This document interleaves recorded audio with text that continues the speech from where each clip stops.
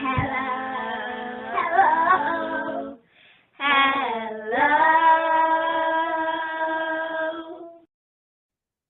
All right. Welcome to Confidence Conversations with Idara. Our conversation today is with Dr. Rose-Margaret Ekeng. Rose-Margaret, thank you so much for joining me today and welcome. Thank you so much, Idara. It's a pleasure to be here. Thank you for the invitation.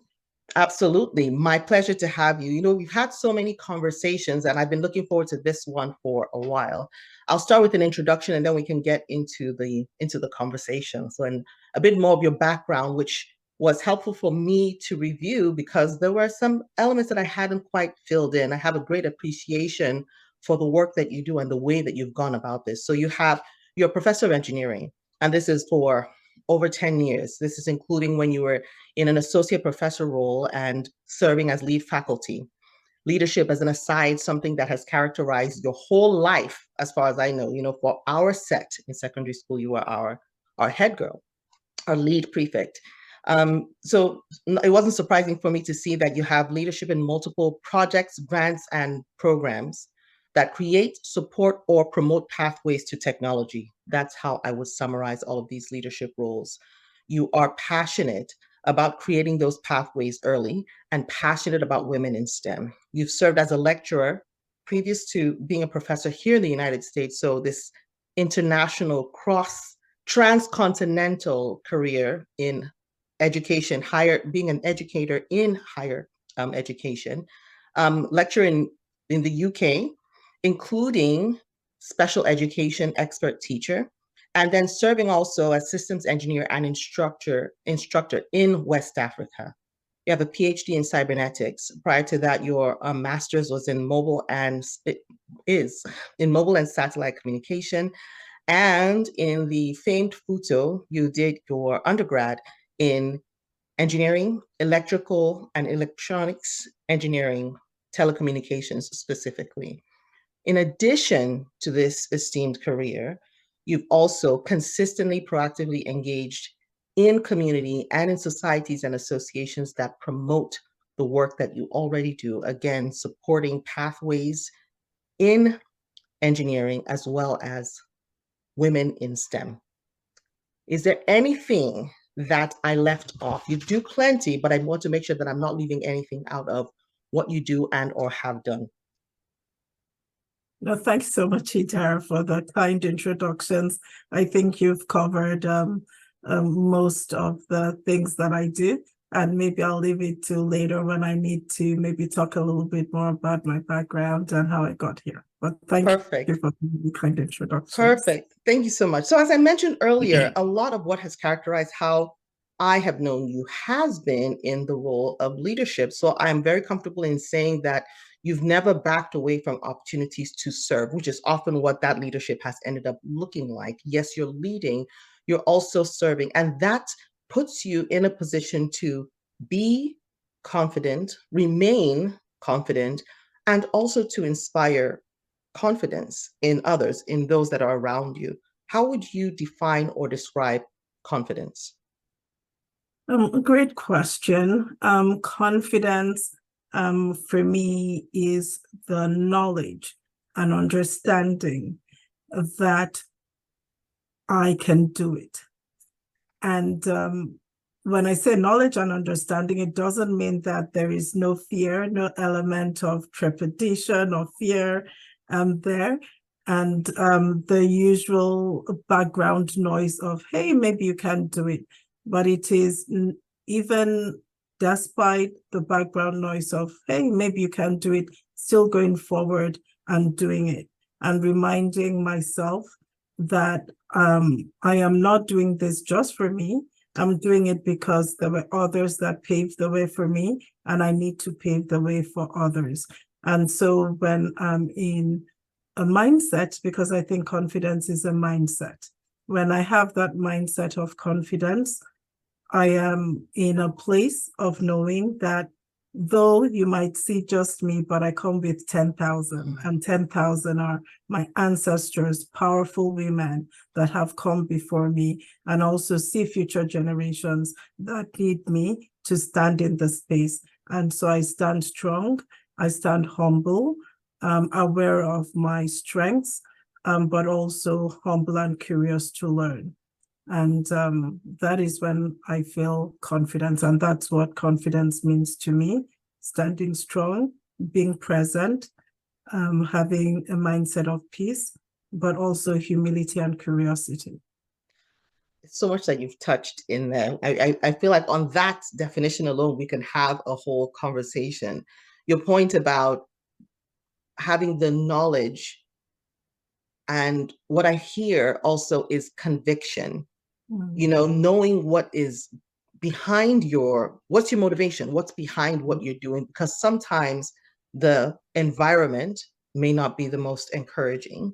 Sometimes there's that, the questioning, and that can happen, and not necessarily feeling it, but the knowing, that almost like the logical component, while the feelings part may not be all caught up, that logical component, the conviction. And I love you're talking about the ancestors. Those of us who went to secondary school, you happen to know at least two amazing women. And when I hear you talk about the ancestors, like this powerful army behind you, what a strong image for you to describe. I think of your mom, I think of your sister, when I think in terms of the powerful people around you. So what I'm hearing, that key message of conviction, knowing the knowledge, which gives you also the strength, what you're coming from, where you're going, because the moment may not necessarily be heavy on the feelings, but your why, and that helps to drive you forward. Yeah, that's so true, Dara. Thank you so much for the way you just reframed it and framed it so eloquently. And I think you really hit on some important points, because like I said, it's a mindset and it's not just a feeling, because sometimes the feeling I have is the feeling of fear and the feeling of I can't do it. But then I have to reset intentionally my mindset and understand why I am doing this, my internal motivation, and also understand that I'm not in this alone, even though it might seem like I am in it alone, but I actually am not. I have my ancestors, I have God as a person of faith, and I have the future generation that I need to do this for. So it's a mindset. And when we want to step into that space of confidence, we cannot dwell on our feelings. We respect the feelings, because we cannot like throw them away or push them aside. Right. Yes, we must acknowledge what we feel and respect it, but then move into the space of I will create the mindset that I need at this moment. And that is what confidence is. So leaping from that, the mindset, that focus on, knowing the backing, the support that you have, but especially when you talk about future generations, what you're working towards, what's an example of a time in your career where being confident, having that mindset, that conviction made a difference? So share a time when being confident made a difference in your career. Sure. And to anchor on the future generation being an internal motivation for me, I'll share an example of that. I have been on different boards or committees to set up policy, part of the way my career has evolved. Yes, I am an engineering professor, but the more that I saw the need to create more changes and influence changes for future generations and even for current generations of women in STEM and engineering, or women generally and underrepresented communities, I have had to move into the space of policy making, or where I find myself as being at the table where policies are being made. And so sometimes at those tables, you will have pretty strong opposing views. And oftentimes at those tables, I might be the only woman of color, of African ancestry. But again, I always remind myself of why I am at that table. I am at that table for the future generation, so that they will have an even better experience than I have had in my career. And so even when I am getting some oppositions or counter views, which I respect, I will remind myself of my core value and why I'm doing this. And that gives me the strength, that gives me the confidence to push forward and in a humble way, try to get people to understand why we need to push for policy and do the things we need to do for the future generation. Thank you, Rose-Margaret. One of the things that you mentioned in there was core values. And I think of how that ties to conviction and can help you push past what might look like a block, a barrier, or circumvent. And even just in the way that you convey, you speak of humility, and I know that you live it, and also respecting the other perspective. What I've also heard in your talking about what you do now, and maybe another layer, I wouldn't say a shift because it seems like you do so much in so many factors, is policy making. And it may also tie into this next question. So with that, your mention of policy making and being at the table and influencing policy, with policy in mind, what actions are effective in supporting and promoting women in STEM? Great question, Idara. And I could go on and on about the different actions that we could take to support and promote women in STEM and women generally. But just even starting with promoting women, the first action I would recommend is advocacy. And it is really important for us to have a community of practice of people that advocate for women in STEM and for women. And for folks listening to your program that might be wondering, how can I get involved in advocacy?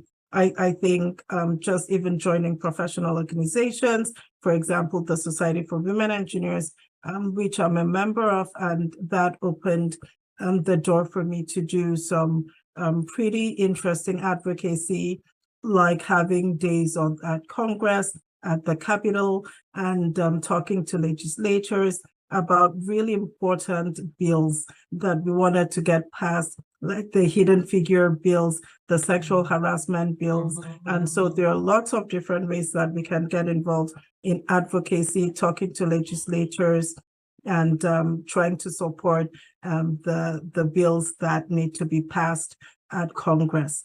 Another action that can be taken for women themselves. So this advocacy is for allies and other folks that want to support women in STEM. And yes, also women in STEM can participate in advocacy. But now for women in STEM in particular, mentorship is important. Having mentors. As I sit here now, I think I have about 3 or 4 mentors. And like I share with my students, I've had mentors even from high school, career mentors, and that has really helped serve me well in making good decisions for the most part for my career. And so it's really important to have mentors, and there are lots of different organizations that have mentoring support for women in STEM or women generally. Again, Society for Women Engineers has a great mentoring program. And the next one is sponsorships. So it's one thing to have a mentor, it's another thing to have a sponsor. And I'm sure lots of people know what sponsorship is, but sponsorship is making sure that you have someone in your organization or outside of your organization that has influence and influence with decision makers, or is a decision maker that can talk on your behalf when you're not in the room, to help you gain upward mobility or to support you with whatever projects that you want to embark on. And the next one is ensuring that we have coaching systems, coaching programs. And that is why I'm so excited about Antorge, your company, because it's a coaching company, and I cannot tell you how much women in STEM or women generally need coaching. I have been part of some coaching programs that have really helped me to learn how to negotiate, to learn how to strike work-life balance, and lots of other things in my personal and professional life. So coaching is really important, and I think you were speaking truth to power by setting up your company, Antorge, and making it a coaching company, because that is one super important action that we need. And I think the last is just allies. Again, women, we can't do this alone. We need male folks, we need other folks to support us. And so in the work that I do, I have a lot of allies, male allies that support me. Yes, they might not fully understand what we go through as women, but they can support us. And so it's important to have allies and take action, all organizations to take action to ensure that we have allies, we have coaches, we have sponsors, mentors, and advocates. I really appreciate the categories that you have called out, the actions and the categories. Your point about legislature and bills, very well taken, because being in a position to influence decision makers, to take a perspective that may not already be represented there, is so important. And this is what has the potential to affect change on a larger scale. And yet the role of the individual, of course, cannot be overemphasized, because it takes doing things as an individual to put yourself in a good spot as well. But also it's the collective action of individuals that often makes a change, such as the Society of Women Engineers, and putting together an association or an organization that's doing something that multiple people have an interest in, multiple people see as a passion, but translating it to action. Mentorship, sponsorship, coaching, and the role of allies. One of the questions I could see coming from this is, you can actively seek out a mentor, whether there's a program or not, an informal mentor, or if your organization or your school has it, you can get a formal mentor. You can also hire a coach. Sponsorship, on the other hand, is really a two-way street. In other words, that the person who is in a position to influence, be a decision maker, say your name in rooms where you may not be, is not you. Based on your experience and your observations of where this has been successful, how would you recommend to someone that they go about securing sponsorship or positioning themselves for sponsorship? Yeah, another great question. I think it really depends on what the intent is. So if it is a sponsor, someone to help me internally within the organization for upward mobility to the next position that I'd like to apply for or get to. Usual advice is the boss of your boss. Is a great sponsor. But of course, you cannot circumvent your boss, because that would be disrespectful. But having your boss as a mentor and in partnership saying, hey, maybe we should talk to your boss about this position. And usually what I have found to be super effective is when your boss speaks on your behalf to their boss. Yes. And you also try to get audience with your boss's boss or even their boss, and let them know that you'd appreciate them as a sponsor, and do not shy away from it. You could say to them, I really appreciate your work. I admire the work you do, and I would really appreciate if you could be a sponsor for me, because one day I hope to be in your shoes, to serve in the capacity that you're serving.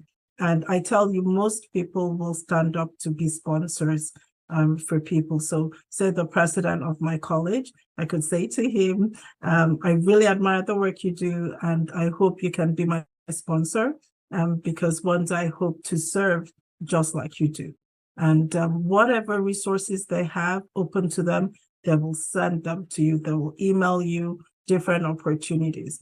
And so I think that's a good way to go internally. However, if you've got, say, a side project or you want to set up a company, I think usually look for people in the space that have really done well, and don't be shy to reach out, to email them. Most people I know are super open to supporting people to being sponsors. So if you have a project you want to work on, reach out to people that you know in the field have succeeded. Or you could also ask your mentor if they're not the sponsor, or your coach, because lots of coaches know sponsors, or your mentors know sponsors, but I think coaches can also help you with resourcing of sponsors.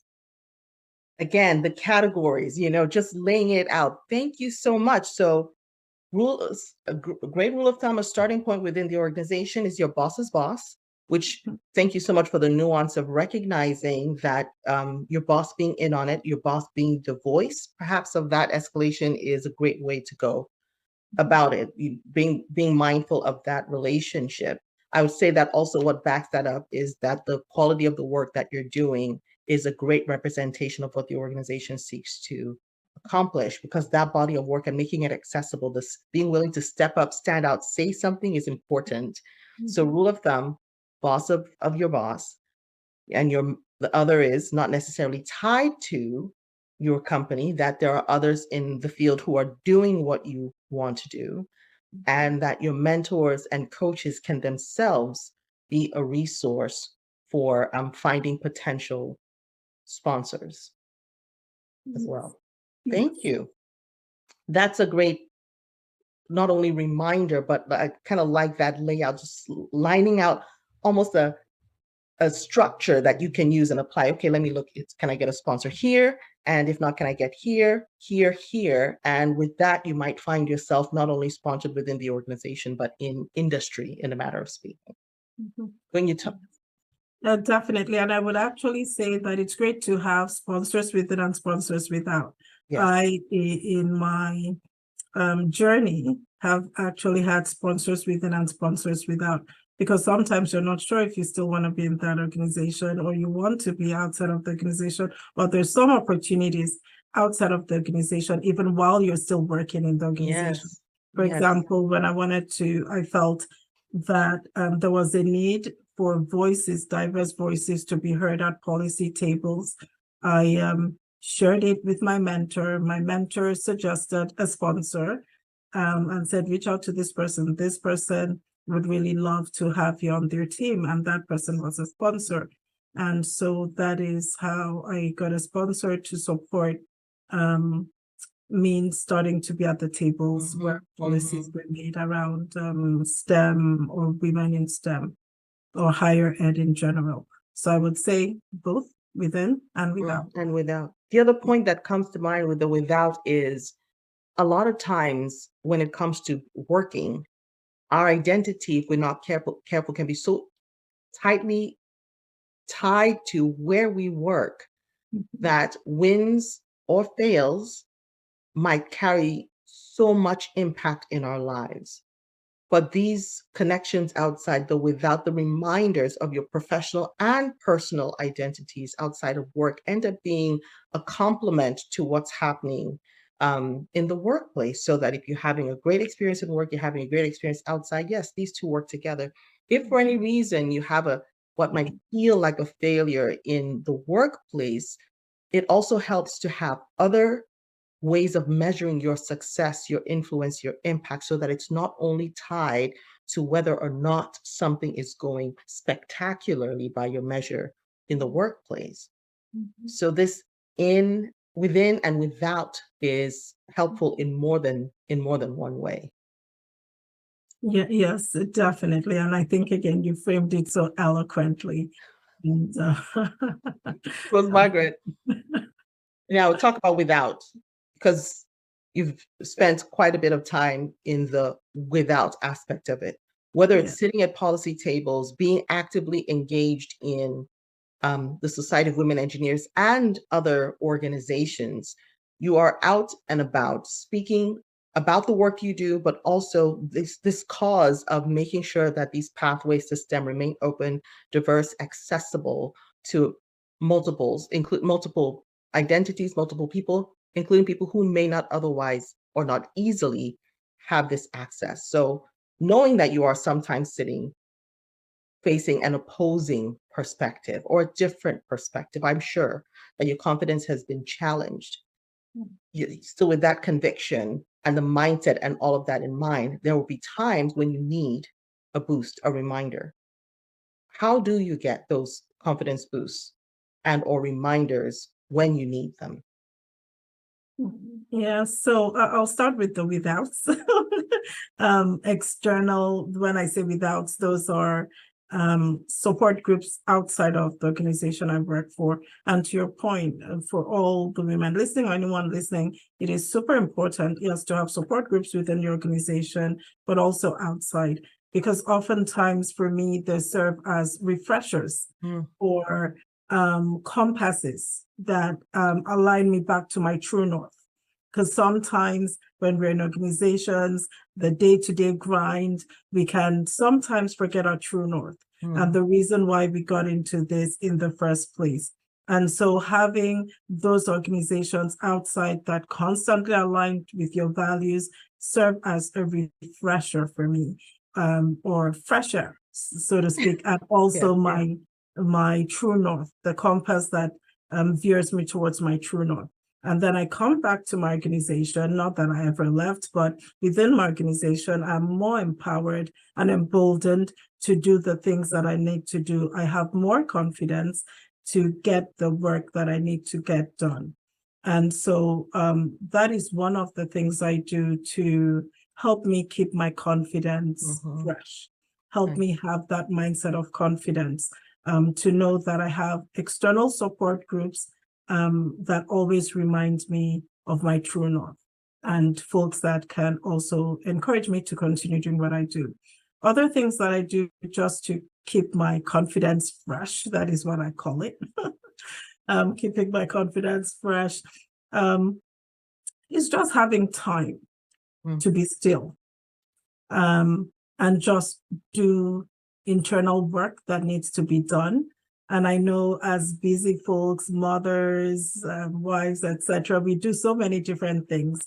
And we sometimes feel we don't have that time. But even if it's just 1 hour going to the park or going for a walk, or just finding time at home when everyone has gone to school or work, and just that quiet time.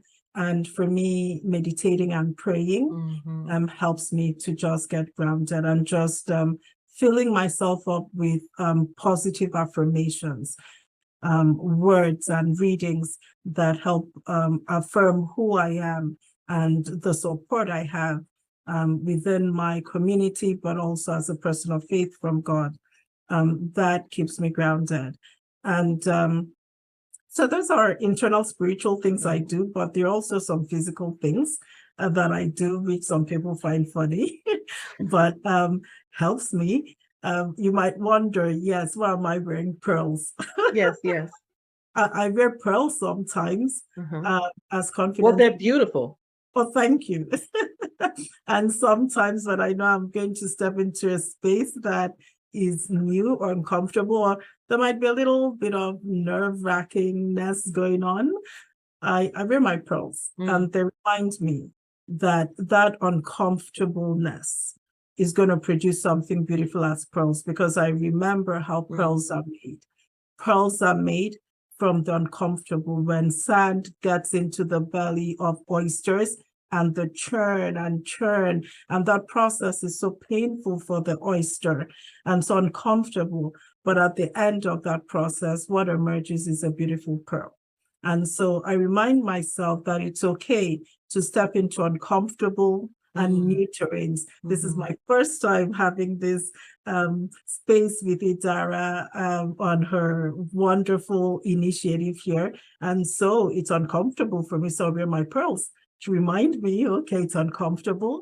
It's new because it's new, but something good is going to come out of this.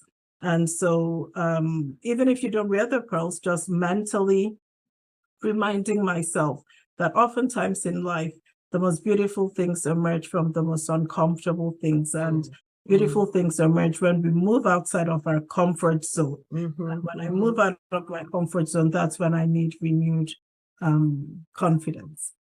And and then I think those are the main things I do. And of course, I've got some power songs that I listen to. Yes, some gospel songs, but some women empowerment songs, and just empowering songs that I listen to just keep my confidence. To get that boost. Yes. I love this expression, keep your confidence fresh. I've said refresh myself. The refresh is important. I have pearls as well. I believe I will see them differently from now on based on this reminder of the symbolism of the pain that's introduced, but the beauty and the smoothness that comes from it. And yes, thank you very much, Rose-Margaret, because now when I put on pearls, I'm going to remember that. It makes me think about the suit up aspect of the book that I wrote earlier on this year, where you put on something that conveys what it is, that just kind of aligns with what it is that you want to convey, even if you're not necessarily feeling it. And then music, yes, 100% powerful. And there are some great songs out there, and some that take you back, like you reminiscing to a time where you were before, but what it elicits.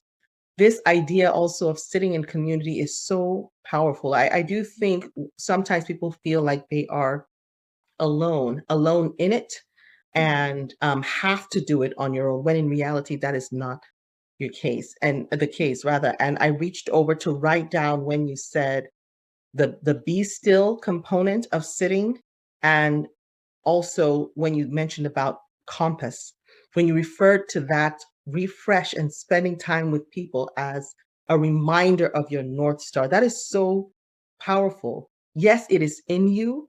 It is coming from within you. However, there are times when you need that boost. And it is, when you said compass, I wrote that down. It's like, that is absolutely what it is like. You've been momentarily disoriented. And even though you know theoretically that it's temporary, it feels like a lot.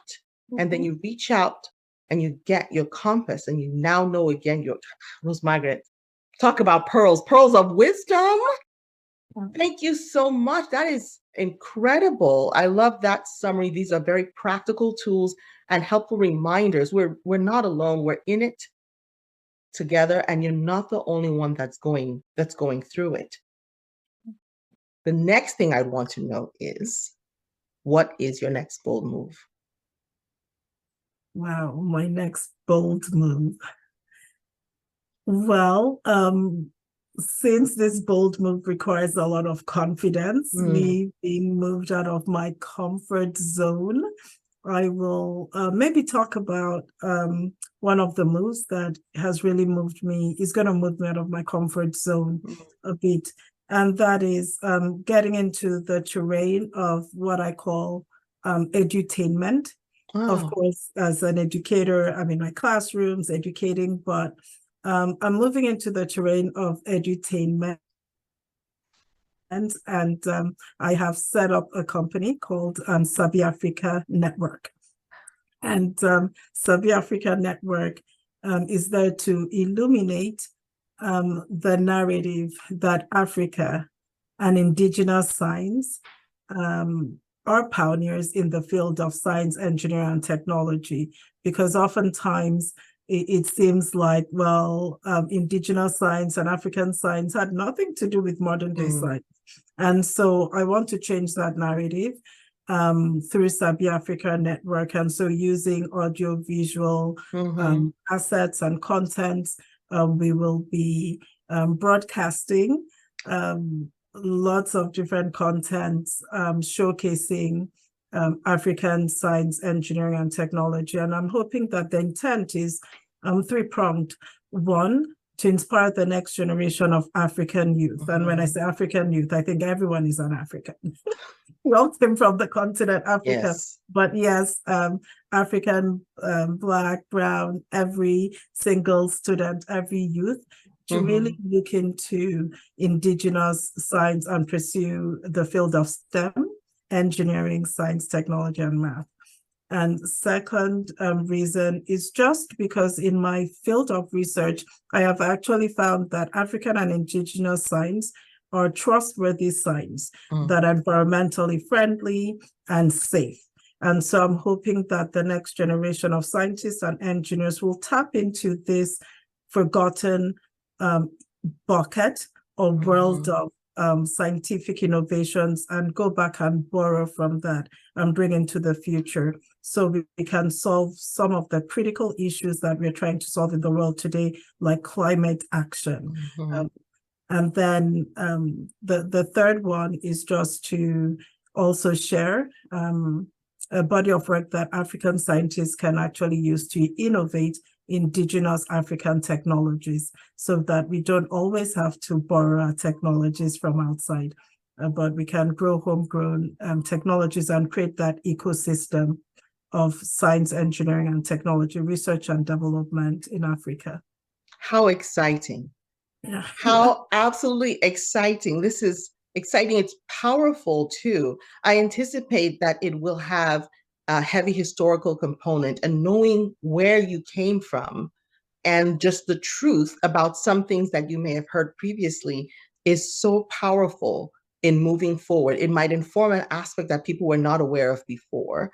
I'm sure it's going to instill a tremendous amount of pride in people anywhere in the world who identify in any way with Africa, and for people who also admire and benefit from Africa in some sort of way, to recognize.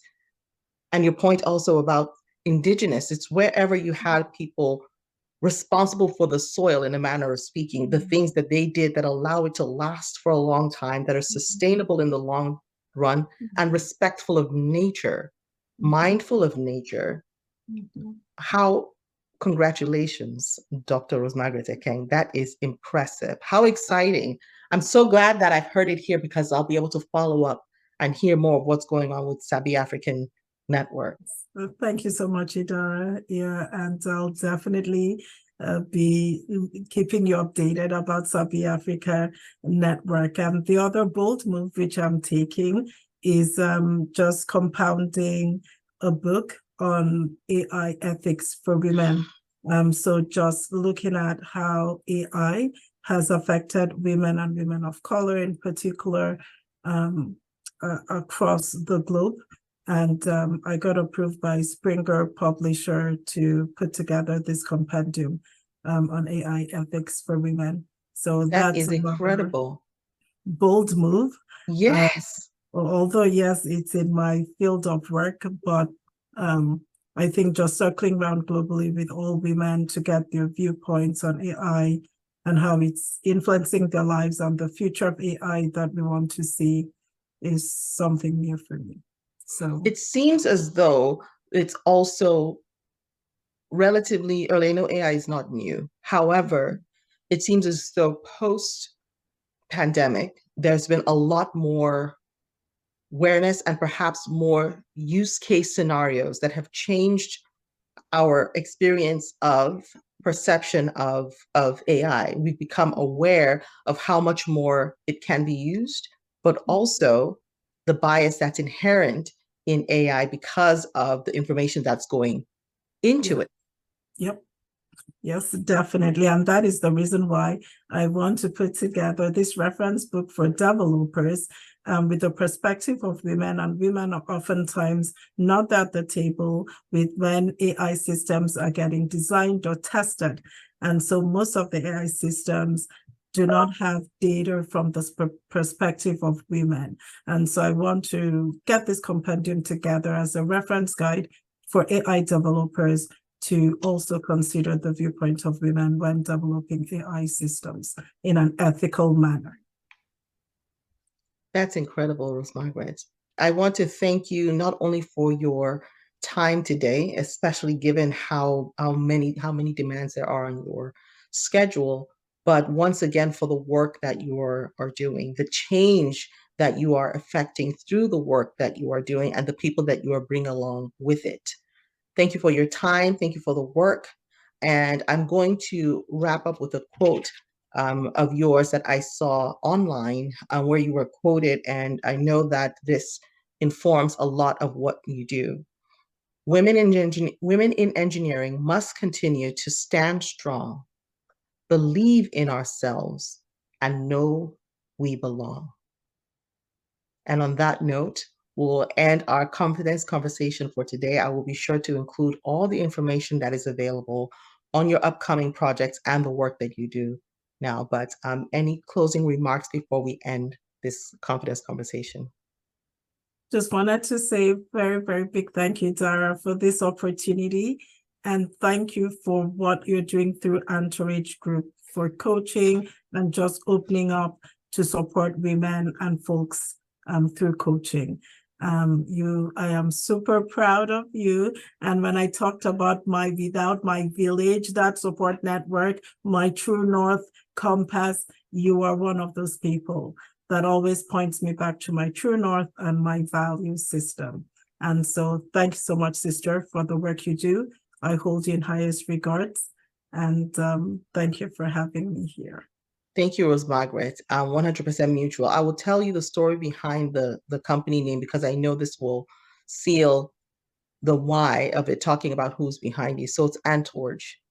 Antorge being a combination of, and you may recognize it once I say it, my mom's name, Antonia, and my dad's name, George. Wow. That's the story behind Antorge Group. That's amazing. Amazing. So thank you so much. Yes. Thank you so much, Rose-Margaret. And I'm looking forward to a future conversation when we have those updates to share on the compendium that you've put together, Savvy Networks, and anything else that you have done at that point. It would be awesome to have you back. Sure. Thanks so much, Idara. Have a wonderful day. And you too. Thank you.